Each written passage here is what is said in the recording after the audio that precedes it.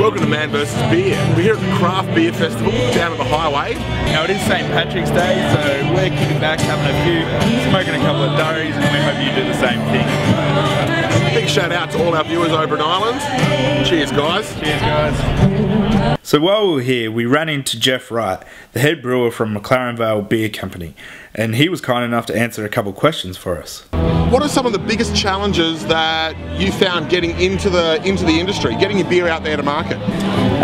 One of the biggest challenges that we've got, and a lot of other breweries have around as well, is distribution on venue, getting tap space. You know, big boys out there, quite often they do lock up the taps, where it's the old pay to play, so taps are under contract. So that's true. It's a little known fact that a lot of the big breweries, Carlton United, Lion Nathan, these guys will actually go into a pub and negotiate with the pub owners and the pub managers to own the beer taps that are actually there, and insist and offer discounts to make sure that you're pouring only the big guys' beer. Yep. Well, that's it. You know, they put them into 3, 4 year, 5 year contracts. Yeah. So it's good when venues do actually free up a couple of taps, have their guest taps around. You know, obviously we like to have our beer on tap all the time. Jeff also had some interesting news regarding brewery tours. In the next 6 months we're setting up a tasting room actually at the brewery. Oh, okay, cool. Now that we're actually brewing in Wollonga, everyone wants to see the brewery. Yep. And it's a little bit silly to have another offering just down the road. So, yeah, yep, no, fair enough. Going to have a tasting room, limited food down there, so probably at this stage we'll probably start off Friday nights, Saturday and Sundays doing brewery tours and tasting from the tanks and see where the action is. Well, hopefully we can be there and Jay can be tasting it from the tank. I wouldn't mind doing that. The beers were going down well and we met some really interesting characters.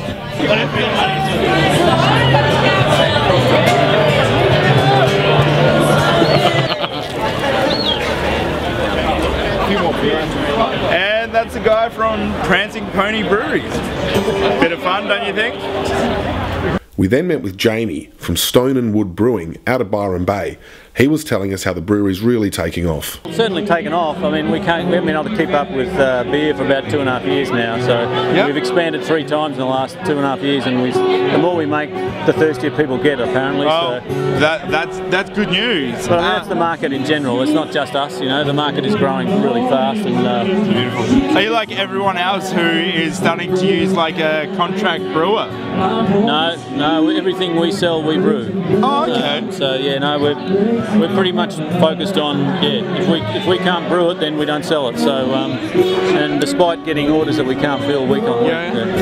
Oh, beautiful. That's what we like to hear. That's what we like to hear coming out of Australia. You know. So yes. And what got you into the craft beer industry? Well, myself and my 2 business partners worked at the bigger breweries for many years, and we just had enough of working for the man, basically, and quit all that and go and do it yourself. And if you're going to start a brewery, you may as well do it somewhere nice. So Byron Bay is sort of the place to be, you know. Beautiful. And do you get a couple waves while you're there? That's why we only have a few beers in our range. We keep it simple, so you can spend time on the beach. Yeah. Beautiful. Yeah. Well, thank you very much, Jamie. No worries. Thank you. The beers continued to go down well, and we spoke with Frank from Prancing Pony Brewery in the Adelaide Hills about their unique brewing technique. Yes. One of the only breweries in the world that actually fire brew. Can you tell us a little bit more about that? Yes, fire brew is just like all the old brewers used to do before electricity and steam. The only way to heat a kettle was to have a log of fire under it. Yeah. We use gas today, but the concept is the same. A nice side effect you can get from it is hot surfaces in contact with your beer. You can create a bit of caramelization and therefore extra maltiness, which you may not get that easily with a steam jacketed system. Yep. So it's a unique flavour characteristic. Yes. Gives it something other beers don't have. Yes, all our beer have a bit of a caramelly character to it. Of course I use the same setup to also mesh, and because having the heat source I can mesh at different temperatures. I do step meshing. Not many do it. Most equipment is not set up to be able to do that. So since I have the ability, I will exploit it. and create other flavors because of it. Other people out there that are budding young brewers, and they want to maybe be where you are in 5 or 10 years' time, what advice can you give to those guys? Well, learn as much as you can about brewing. Talk to others, or do a course if you can do it. Right, There's mesh courses available. Like here in South Australia is the mesh course at TAFE, which I very much recommend. That's up at the Regency campus? Right. Yep. That's right. So especially if you learn the science, learn some science. And if you're new to all grain brewing, a lot of home brewers come from kits and then to all grain. Yep. You do a course like that, it will help you a lot. Right. So learn as much as you can, talk to others, read literature, and then of course experiment, because the learning isn't completed until you do it yourself and see what happens. And then nothing beats that hands-on. That's right. After some more beers, we decided to put some food in the belly and then asked Dan Wright from Swell how he got into the game. I was actually lucky enough to go on a surf trip for 18 months around the world. Saved up my money. I probably should have, thinking back, I probably should have spent it on a brewery then, but I spent it on a trip around the world. And as I was travelling from sort of country to country, from America, South America, through Central, on buses, you know, with chickens and stuff everywhere. Some of the trips were like 6 hours, and I'd be sitting there, you know, thinking about, you know, where I live in Vale, which is, you know, a wine district in South Australia. There was no breweries there at the time, and I thought, you know, and I was trying beers as I was going down these trips, and so I just sat there and sort of penned down these ideas as I was going, and, and that's kind of where the idea formed. So on a surfing safari around the world. So beautiful. You know, just tasting all those beers over in the States and Central America, and then going through Europe, and just, you know, opened my mind up to beer, and then coming home and going, I think I've made the right decision, just because we just, you know, had nothing, you know, 4 years ago. So then I just started brewing myself. So another surf trip, I took over some manuals on how to brew.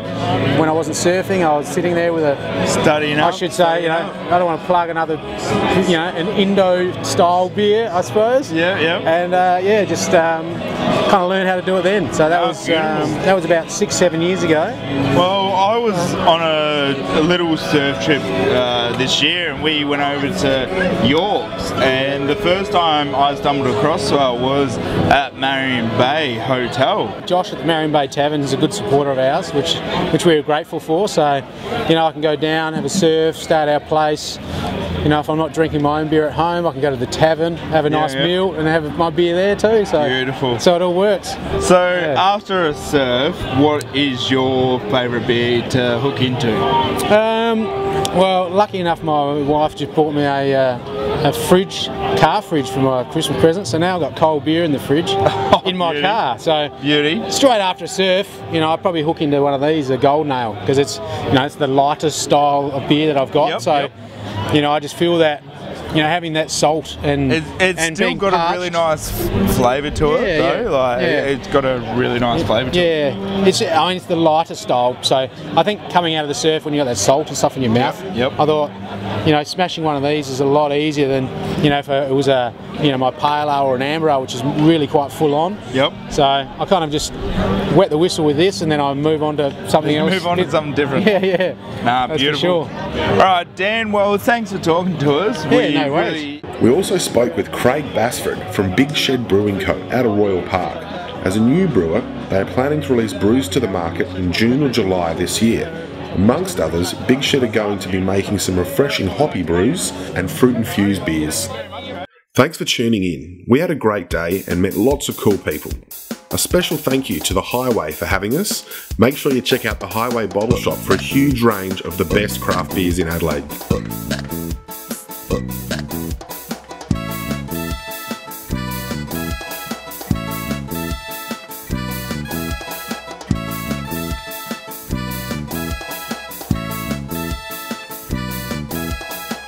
If you want to have a beer with Jake and Zach, try the ones you like and soon you'll be on your back. If you want to have a beer with Zach and Jake, when the show is over, you'll be half-baked. Man versus beer, what have we here? Man versus We're beer, done. what have